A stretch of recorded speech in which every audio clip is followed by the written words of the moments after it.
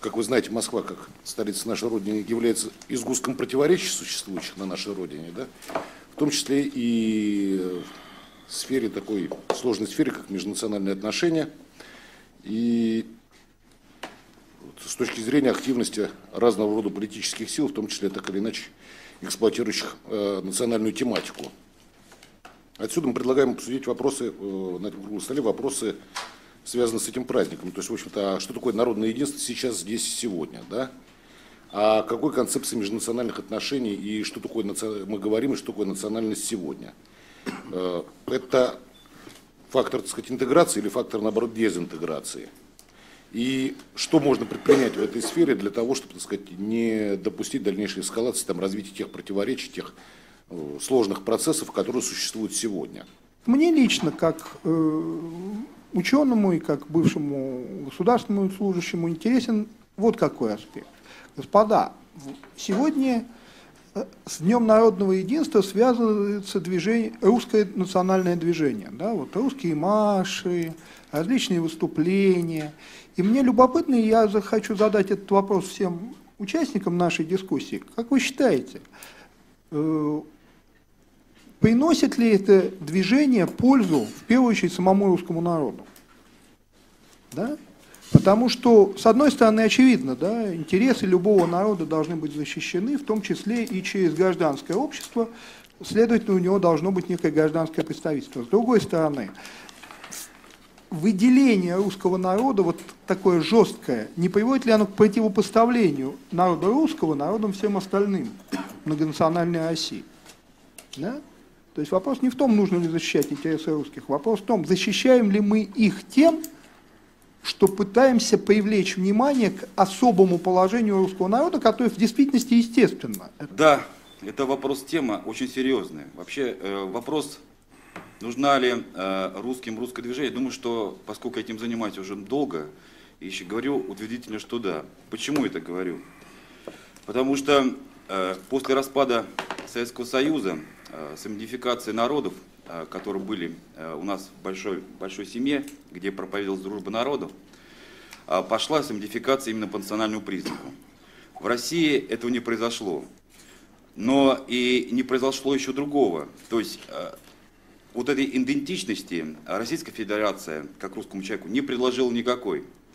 И поэтому родилось уже такое поколение, которому уже 20 лет, и те люди, которые за то время, которые жили при распаде, то есть до распада в Советском Союзе, и которые хоть как-то думали о судьбе русского народа и проводили свою самоидентификацию именно как русского человека, то у них за эти 20 лет образовался некий кризис. И плюс еще вот либеральное множество, как гражданское общество, наложилось на эту проблему. И по большому счету породилась такая ситуация, когда молодежь, русская молодежь, начинает себя искать эту идентификацию. То есть они хотят понять, кто она, что такое русский. Это вообще русская цивилизация, это какой-то этническая составляющая, что это имеет отношение к какой-то крови или что. И все эти вопросы, они будоражат сейчас молодежь, и этим вопросом надо заниматься. И вот одна из таких форм разобраться в этой ситуации есть, как бы сказать так, уличная политика, да, уличная политика, на которой пассионарная молодежь выходит с удовольствием. И с 2005 года уже проводится вот русский марш. Да, на этом русском марше бывают разные варианты вот этого проявления национализма.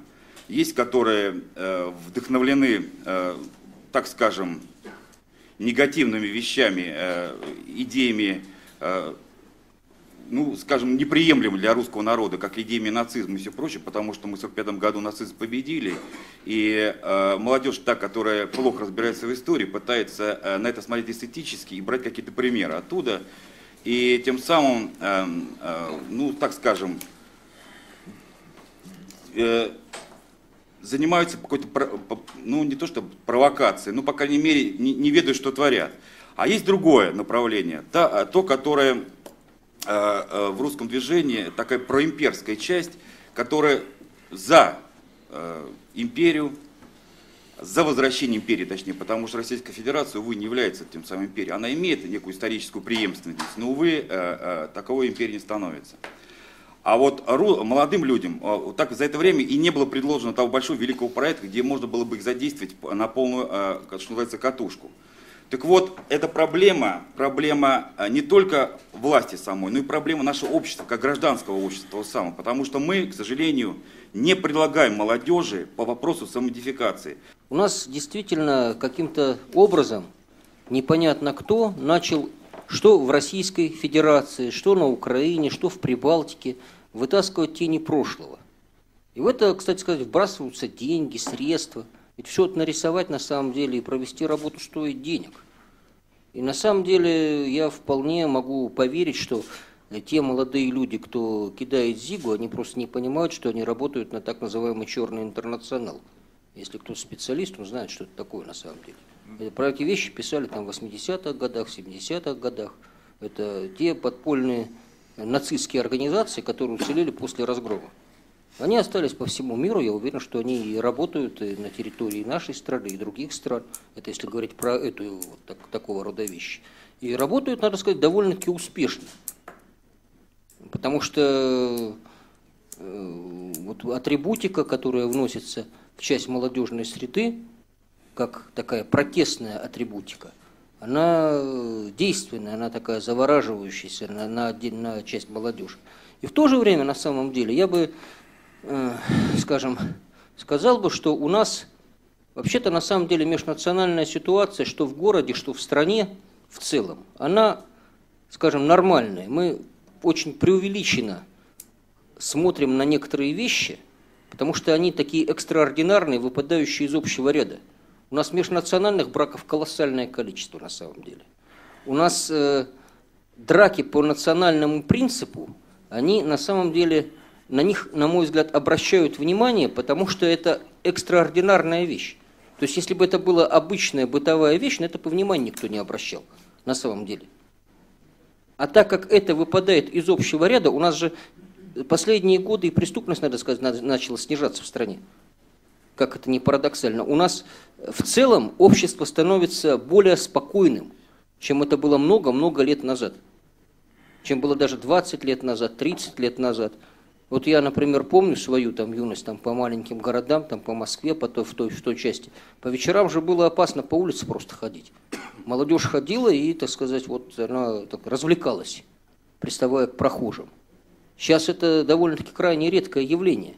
И стычки, которые происходят, они иной раз происходят не сколько по принципу нация или народ против народа, сколько местные против неместных. Как это часто, собственно говоря, и происходило на самом деле. То есть вот если вот так смотреть, вот обычную статистику, даже по тем же организациям, которые себя называют там русские, националистические, их же состав самый разный по национальному составу. Посмотрите там на фамилии организаторов, там, на их там, происхождение сплошь и рядом. По русскому маршу, русские националисты, ну что я могу сказать? Честно говоря, я здесь многие вопросы поддерживаю их. Вот они пишут, основные их лозунги, да? Россия, русская земля. А кто его против этого? Например, ни один кавказец, ни один человек не против этого. Она действительно русская земля. Здесь они пишут, Россия, русскую власть. Я 200% с вами согласен. Я хочу, чтобы была русская власть. Я мечтаю, чтобы пришли русские мужик, сидели у власти, защищали интересы простого народа русского. Тоже не говорите до конца. Ни один кавказец сегодня не занимает какую-то высокую должность. Назовите, кто занимает. Вот не надо назначенный замспикера Ильясу Маханову за свободную и русскую Россию. Она всегда была свободна. Когда была Россия не свободна? Это великая держава, исторически его никто не мог завоевать, никто посягнуть. Она всегда была русская и была, значит, свободная. Я не помню, чтобы где-то колония была. Русский марш против диктатуры. Мы за, но я чувствую, что вы за диктатуру. Потому что вот сейчас, здесь выступая, говорят, что если будут националистические марши, русские марши, это как стабилизирующий фактор, будет меньше преступность и так далее. Получается, значит, это все создается, чтобы нагнать страх на нерусских в России, да? Хватит грабить Россию. Говорите, кто грабит. Мы должны, если мы что-то создаем, что-то делаем, мы должны правду говорить, да? 50 человек всего в России, наверное, олигархов, я примерно говорю, потому что не цепляйте за мои цифры, да? Из них, наверное, олигархов 5 русских. Остальные кто, называйте, кто грабит? Вы не называете, вы боитесь называть, потому что они вас спонсируют. Вы создаете националистические движения, марши, манежки и так далее. Другое я не понимаю, это мое мнение. Этническая преступность вон и России. Нет этнической преступности, друзья мои. Есть воры в законе, есть преступник без знамени, без племени, без родины. Все. Есть преступник. Мы все время загоняем этнически. Ну что, а русские не совершают преступления? Надо пройти на матч, когда будет футбольный. И посмотришь там, вот в одной стороне, значит, за этими сетками сидят, значит, болельщики команды, например, «Зенит» или там «Динамо», или это. С этой стороны, значит, здесь кавказская команда играет, здесь наши сидят попахами, барабанами. Те кричат «Русские вперед!» со свастикой, те кричат «Звери вперед!» Куда мы доводим народ-то? Давайте сохраним, да, Дагестан. Никуда не денется русский народ без татара, без Дагестана, без чеченца, без калмыка. Ну это же цвет, это мы интернациональное. Мы не проживем без вас, так же, как и вы не проживете без других народностей.